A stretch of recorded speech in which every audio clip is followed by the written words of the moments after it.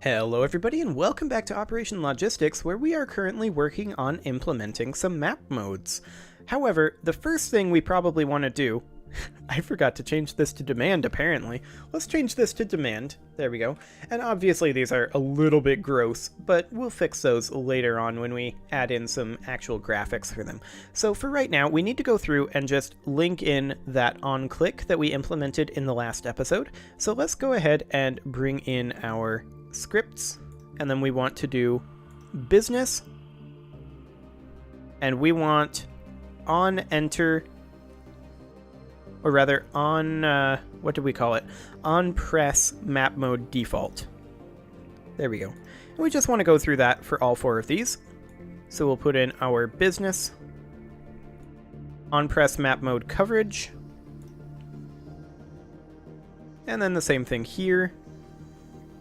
Scripts, business, on press map mode ownership, and then the same thing here. Scripts, business, on press map mode, this is demand. Okay. So that's now implemented. And then all we need to do is set up this set color by map mode here, and then in the building, or rather in the business, what am I talking about? We need to go through all of our world hexes, all of our biome hexes, and all of our building hexes. However, with the building hexes, we're going to be implementing it a little bit differently, probably. We're going to need an on-change map mode, but we're also going to need to recolor it every time we change the building hexes, right? So every time the building hexes enable, they're going to need to be recolored. So let's go ahead and say public void on change map mode is going to be, well, we're going to need to iterate through all of the world hexes. So manager, or hex manager is our world hex manager, technically, although it also has a lot of various other functions that are hex manager related. It's kind of our overarching hex manager, and then it has underneath it the sub hex manager and the sub hex manager, which are a little more specialized. So we're going to be working primarily with the hex manager here. And we're going to want to have a list of world hexes. So the hex manager does have that. It has, what do we call that list? I know it has a list of hex manager, or it has a list of hexes in the hex manager.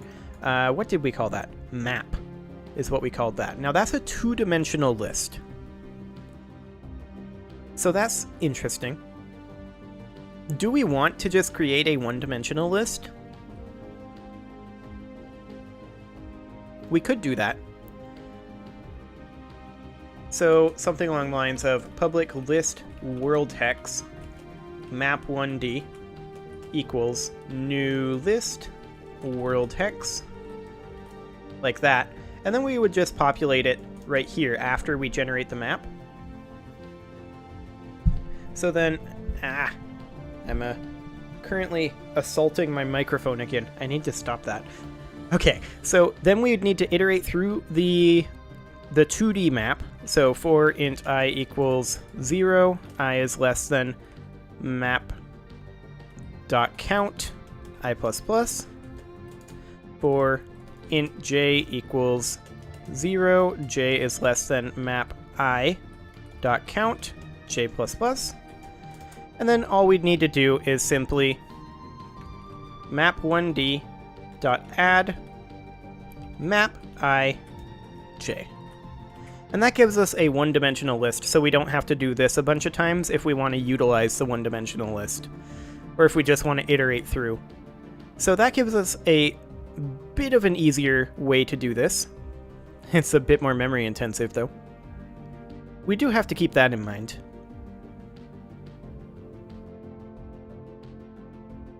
But I think it's okay for now. If we need to optimize it later, we can come back and do that. So let's go ahead and go to our business then. And we want to do for int I equals 0, I is less than hex manager.map1d dot count I++. And then all we need to do is iterate through this and say something along the lines of hexmanager.map1d index I dot, and then what did we call this in the biome hex? We called it set color by map mode, and that's a good name. Set color by map mode. And then we just pass in current map mode. Okay, and that gets us through the world hexes. And then the question is, what about biome hexes? Biome hexes are also virtualized, right? So, yeah, that's going to be interesting, actually.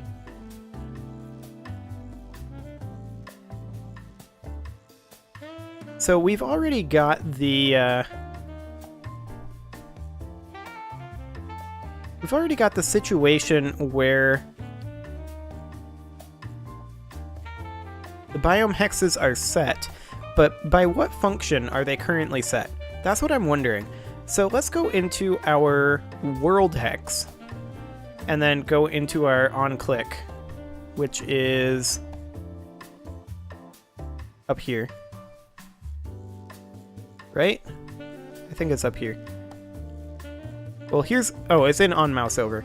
So we set the subhex manager and we clean up subhexes. Or this is zooming out. Zooming in, we set the selected world hex, we populate biomes. Okay. So we populate biomes in biome hexes, and then we transform.position, or we set the position, and then we clean up sub-subhexes in preparation for going in, right? So, yeah. So then just populate biomes, which is implemented where exactly? In the subhex manager. Okay.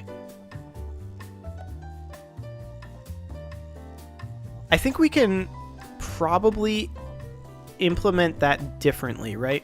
So we can go into the subhex manager here and go to populate biomes, which is right here.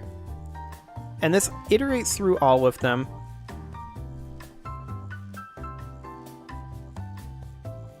Yeah, like so. Interesting, interesting.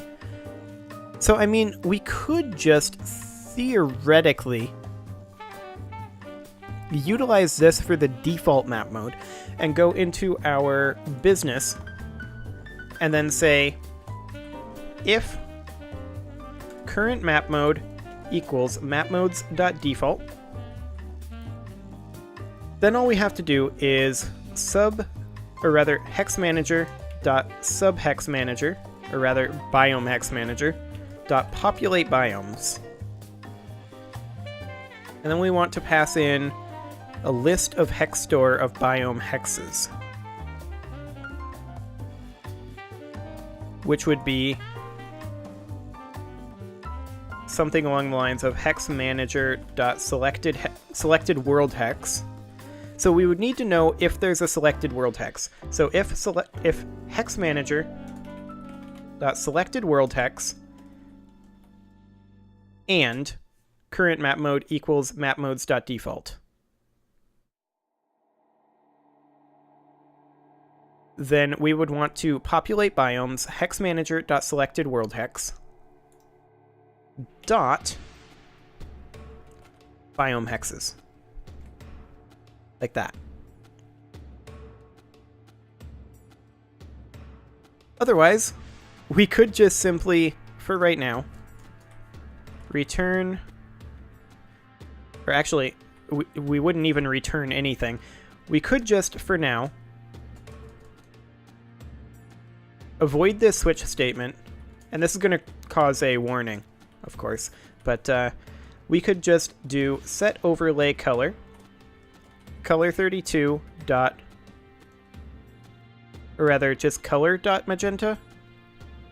Is that how we did this in the subhex manager, or the biome hex manager?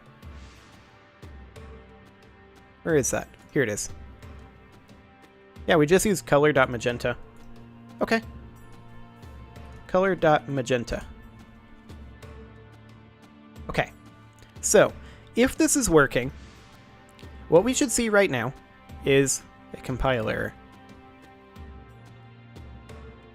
Of course. We'll just comment that out.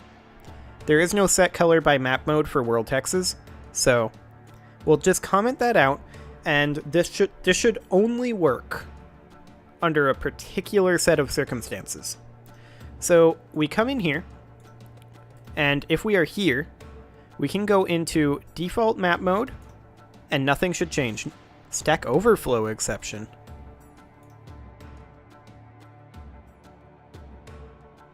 Oh, of course. We need a backing value. So private map modes, current map mode. Okay, and then we would just return that and set that. Okay, there we go. Now we should no longer have a Stack Overflow exception. And let's try this again. Okay, so we're right here. Default does nothing. Coverage map mode should turn all of these magenta, but it does nothing.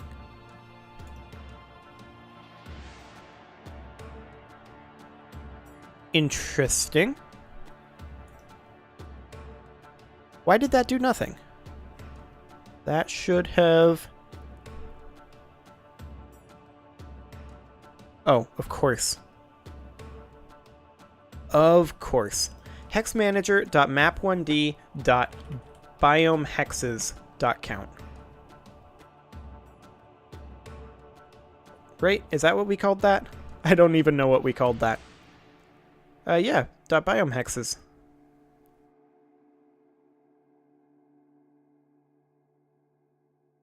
Except we need another iteration through. For int j equals 0, j is less than hexmanager.map1d i.biomehexes.count. j++. And then we want to just do this. hexmanager.map1d i.biomehexes.j set color by map mode. Now, of course, we don't actually have access from the biome hexes to the biome hex. So there is that. We're going to need to get that access via the subhex manager, I assume. But maybe we should just override populate biomes. Well, not override it, but maybe we should just have this be only for the default map mode. So we can take biome hexes, and then we can take the map mode's map mode, like so. Now that's going to create some errors. 3 errors to be precise. We'll go ahead and get rid of this. So if there's a selected world hex, we will populate the biomes, and then we will pass in the current map mode, like that. And then there's one more error here, and that's this guy right here. Biome hexes, and then we would need manager.business.current map mode. And yeah, we have unreachable code. We know that. That's okay. So we have set color by map mode set up right now. And then in the subhex manager here, we would just do something along the lines of switch map mode, and then case map modes.default. Then we would do this. Right? Except we probably want to truncate that in some way. It's going to get very long. But for right now, that'll be okay. And then we'll just do default subhexes. Actually, we want to do this for loop out here, technically. So let's do that. We will go ahead and tab all of these in. And then something like that. Ish. Okay, let's case map modes.default, and then it does all of this. And then it needs to break. We've got some errors going on here. But we should be able to do something along the lines of, let's see, one indent from here. And then one more. And then something like that.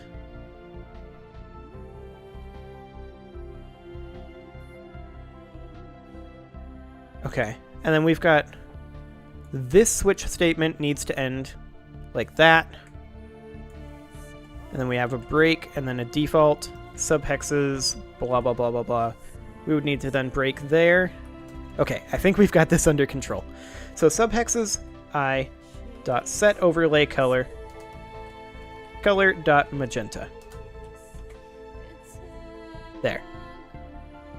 We'll compile that in, and now it should do what I was expecting it to do previously. And we'll just continue overriding this, because I think this is going to be the best way to do this. Of course, we don't have any map mode support for world hexes yet. That's something we will be doing. And we don't have any for building hexes yet either. So in default map mode, nothing should happen. Coverage map mode, everything should turn magenta. And it did. Then we go back to default. That's what I like to see right there. Excellent. Okay, so there is the start to our map mode system. I do need to put a cut in here, so I'm going to go ahead and do that. Next episode, we are going to continue implementing our map modes. Subscribe for more, and I will see you all next time.